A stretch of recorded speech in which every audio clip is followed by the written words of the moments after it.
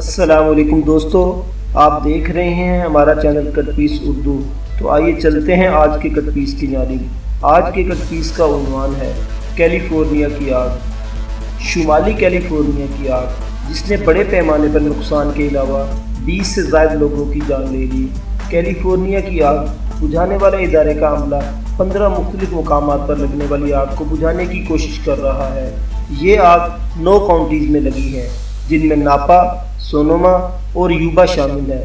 کچھ لوگوں نے اپنے گھروں کو آگ سے بچانے کی کوشش کی، تاہم یہ آگ اب تک 49,000 ایکڑ رقبے پر پھیل چکی ہے۔ ناپا، سونوما اور یوبا میں کیلیفورنیا کی مشہور وائن کی پیداوار کے علاقے ہیں۔ اس آگ کی وجہ سے کم از کم 1500 عمارتیں اور املاک تباہ ہو چکی ہیں۔ ہوائی جہازوں کی مدد سے آگ بجھانے کی کوشش کی جا رہی ہے۔ کیلیفورنیا کے گورنر نے ہنگامی حالت کا نفاذ کر دیا ہے۔ جنگل کی اس آگ کی وجہ سے ہزاروں گھروں کو خطرہ لاحق ہے اور ہزاروں افراد کی نقل مکانی ضروری ہو گئی ہے۔ یہ ریاست کی تاریخ کی بدترین آتش زدگیوں میں سے ایک ہے۔ یہ آگ فضا میں کم نمی، تیز ہواؤں اور گرم اور خشک موسم کی وجہ سے بڑے پیمانے پر پھیل گئی ہے۔ تاحال یہ معلوم نہیں ہو سکا کہ یہ آگ کیسے لگی۔ یہ تو تھی عالمی نشریاتی اداروں کی حسب معمول خبریں۔ تو آئیے آپ کو تصویر کا دوسرا رخ دکھاتے ہیں۔ کیلیفورنیا کی امریکہ سے آزادی کی تحریک کیلیگ زیڈ نے ماسکو میں اپنا سفارت خانہ کھول دیا ہے۔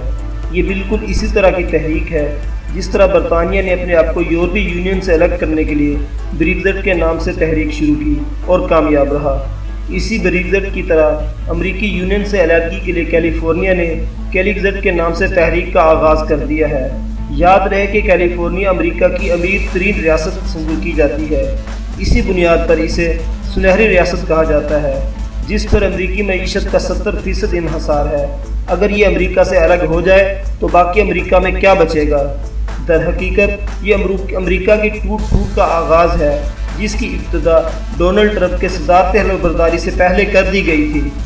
امریکہ چونکہ نہ تو کوئی مستقل ملک ہے اور نہ امریکی کوئی مستقل قوم، بلکہ یہ تو بہت سی قوموں کا مجموعہ ہے، جس پر ایک عالمی صہیونی اشرافیہ نے حاکمیت قائم کر کے دنیا کے معاشی اور عسکری معاملات اپنے ہاتھوں میں لے رکھے ہیں۔ اسی لیے اسے ایک خاص مقصد کے تحت ایک ملک اور قوم کی شکل دی گئی تھی، مگر یہ سب کچھ مصنوعی تھا، جسے ایک خاص وقت پر تحلیل ہو جانا تھا اور جس کی اب ابتدا ہو چکی ہے۔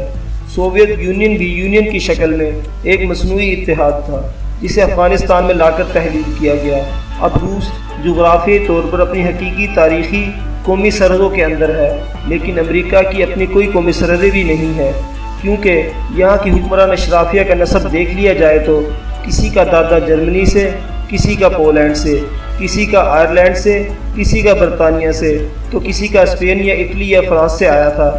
اسی لیے امریکہ کی تحلیل کے آثار اس وقت واضح ہونا شروع ہو گئے تھے جب موجودہ صدارتی انتخابات کے دوران دونوں پارٹیوں کی حمایتی ریاستوں نے کسی بھی امیدوار کی کامیابی پر رد عمل کے طور پر خود کو امریکہ سے الگ کرنے کی دھمکیاں دینا شروع کر دی تھی۔ انہی میں سے سب سے اہم کیلیفورنیا کی ریاست تھی، جہاں سے یہ بات سننے کو ملی کہ ٹرمپ کی کامیابی کی شکل میں ریاست خود کو امریکہ سے الگ کرنے کی تحریک شروع کر سکتی ہے، اور فی الواقع اب ایسا ہو چکا ہے۔ مزے کی بات یہ ہے کہ اس کا دفتر یا سفارت خانہ یورپ میں نہیں بلکہ ماسکو میں کھولا گیا ہے۔